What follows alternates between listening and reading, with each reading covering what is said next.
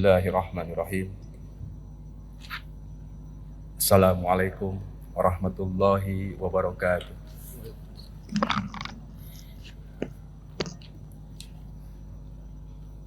Innal hamdalillah sholli wa usallimu ala Rasulillah Muhammad ibn Abdillah. Asyhadu an la ilaha illallah wahdahu la syarikalah wa asyhadu anna Muhammadan abduhu wa rasuluhu alladzi la nabiyya ba'da. Allahumma sholli wa sallim wa barik ala sayyidina Muhammad wa ala alihi wa sahbihi ajma'in, amma ba'd.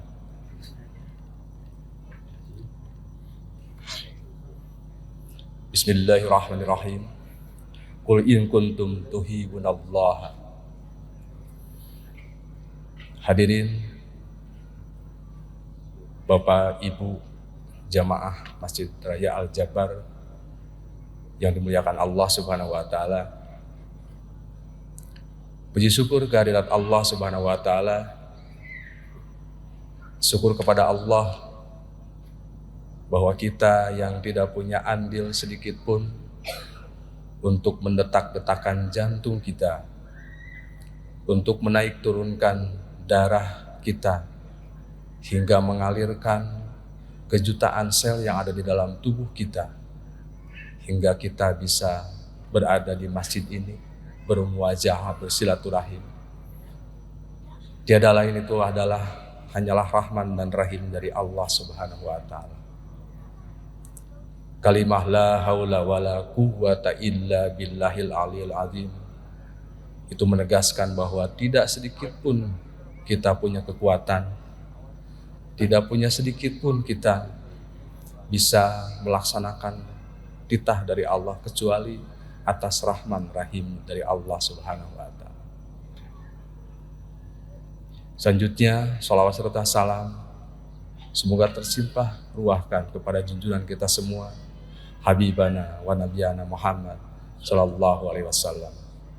Jemaah semuanya, di bulan ini adalah bulan Maulid, bulan kelahiran hamba atau manusia ciptaan Allah yang paling sempurna, yang paling agung dan yang paling istimewa. Dia adalah penghulu alam. Dia adalah satu-satunya makhluk yang berjasa pada kita, mengantarkan kita ke Masjid Al-Jabar ini. Hingga saking cintanya dan saking sayangnya Allah Subhanahu wa taala kepada makhluk ciptaannya Kanjeng Nabi Muhammad,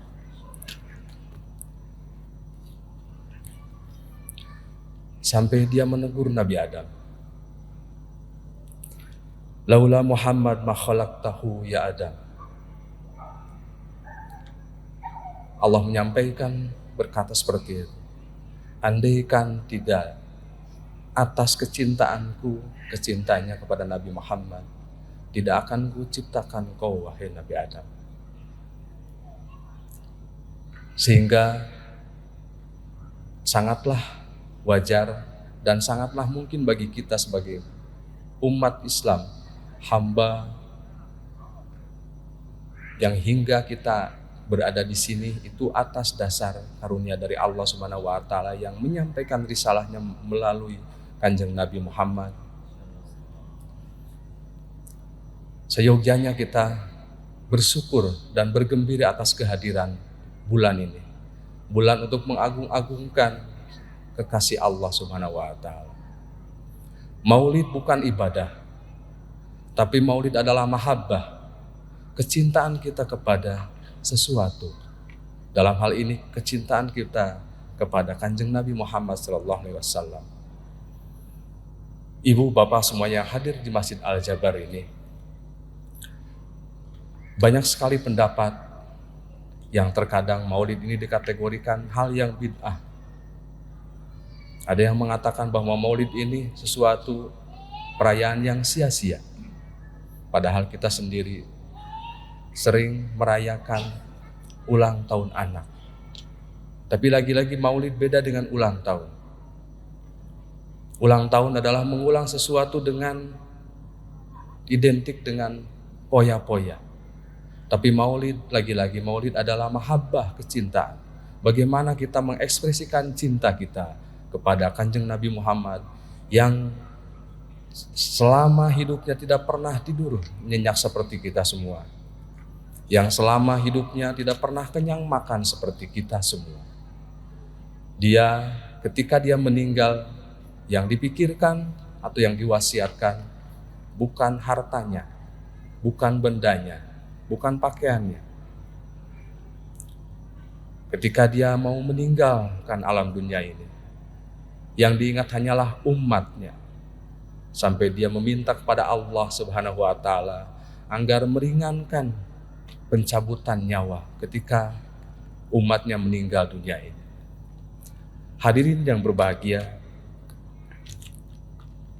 dalam hal ini kecintaan kita paling tidak ada 4 poin yang bisa mengantarkan kita atau menelisik sampai di mana kecintaan kita kepada Kanjeng Nabi Muhammad SAW.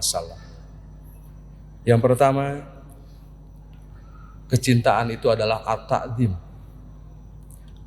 Maksudnya adalah mengagungkan namanya, mengagungkan nama Kanjeng Nabi Muhammad, tapi bukan untuk diibadahi, untuk dituturkan apa yang disampaikannya kepada kita, untuk dilaksanakan apa yang telah diperbuat selama hidupnya.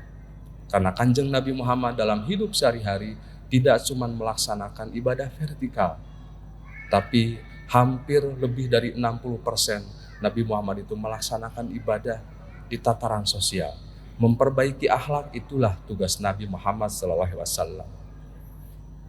Jadi intinya ketika kita mencintai sesuatu itu sering kali kita harus mengingat-ingat apa yang dicintai.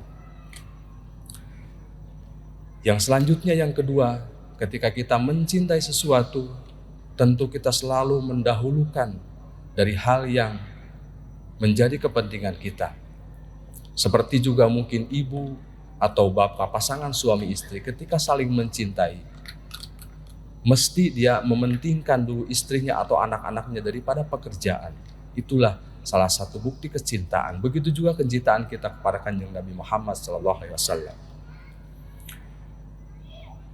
Yang ketiga, ketika kita mencintai sesuatu, sedikit kesabaran kita. Kita mungkin dulu pernah merasakan jatuh cinta kepada pasangan kita. Andai kita kategorikan itu, atau andai kita misalkan, contohkan itu. Dulu ketika kita berjumpa dengan kekasih kita, ada satu rasa yang tidak bisa ditahan-tahan. Kita tidak bisa berlama-lama menunggu kesabaran. Selalu pingin ketemu sama dia, selalu pingin mendengarkan sama dia, dan lain sebagainya. Begitu juga bukti cinta kita kepada Kanjeng Nabi Muhammad SAW. Yang terakhir, bahwa bukti kecintaan tersebut adalah mendawamkan namanya. Kita selalu sebut-sebut nama kekasih kita waktu dulu kita pertama kali jatuh cinta ke siapapun. Bagi ibu-ibu atau bapak-bapak yang hadir di sini. Begitu juga ketika kita berikrar bahwa kita mencintai Nabi Muhammad, kita selalu dawamkan. Bagaimanapun di dalam agama kita tidak cukup dengan berteologi. Berteologi cuma sebatas hakikat. Yang namanya hakikat tidak merefleksi ke dalam tataran ontologi atau tataran sosial. Oleh karena itu dalam kehidupan Kanjeng Nabi bukan cuma berteologi, tapi berantologi juga, berkehidupan sosial. Sehingga kesempurnaan paripurna dalam kehidupannya tercapai ketika dia melaksanakan perintahnya dari Allah Subhanahu wa Ta'ala. Hadirin yang dimuliakan Allah Subhanahu wa Ta'ala, mudah-mudahan di bulan Maulid 1445 yang kita sebentar lagi dan sekarang kita memasuki bulan tersebut, mudah-mudahan kita termasuk umat yang diberikan syafaat kelak di akhirat. Mudah-mudahan sedikit kita mencontoh perilaku Kanjeng Nabi dengan tidak membeda-bedakan siapapun di antara kita. Karena bagaimanapun di dunia itu tidak ada bedanya, sama semuanya makhluk Allah Subhanahu wa Ta'ala. Yang membedakan adalah ketakwaan di hadapan Allah Subhanahu wa Ta'ala. Kita adalah manusia yang tidak punya sedikit pun kuasa untuk membenci atau mendendam ataupun merendahkan orang lain. Karena apa yang kita laksanakan, apa yang kita dapatkan selama ini, itu lagi-lagi adalah atas rahman rahimnya Allah Subhanahu wa Ta'ala. Sehingga ketika merefleksikan apa-apa yang diperintahkan oleh Allah Subhanahu wa Ta'ala, ketika kita melaksanakan sholat, ketika kita melaksanakan zakat, puasa, dan lain sebagainya, itu bisa dilaksanakan dalam kehidupan sehari-hari. Sholat yang kita laksanakan dalam 5 waktu, mudah-mudahan bukan cuma sebatas gerakan, tapi di bulan Maulid ini kita bisa merefleksikan sholat yang 5 waktu itu ke dalam kehidupan sosial, di mana kita bisa memaknai ketika kita bertakbiratul ihram, ketika kita ruku, ketika kita sujud yang tidak ada apa-apanya di hadapan Allah Subhanahu wa Ta'ala. Demikian hadirin, mudah-mudahan apa yang disampaikan mendapat keridhaan dari Allah Subhanahu wa Ta'ala, dan apa yang tadi disampaikan yang benar tentu dari agama Allah, yang benar tentu dari hadis, dari Al-Quran, yang salah tentu dari saya pribadi. Mudah-mudahan kita semua senantiasa dalam keridhaan Allah Subhanahu wa Ta'ala. Demikian, semoga bermanfaat. Wallahu muwaffiq ila aqwamit thoriq. Wassalamualaikum warahmatullahi wabarakatuh.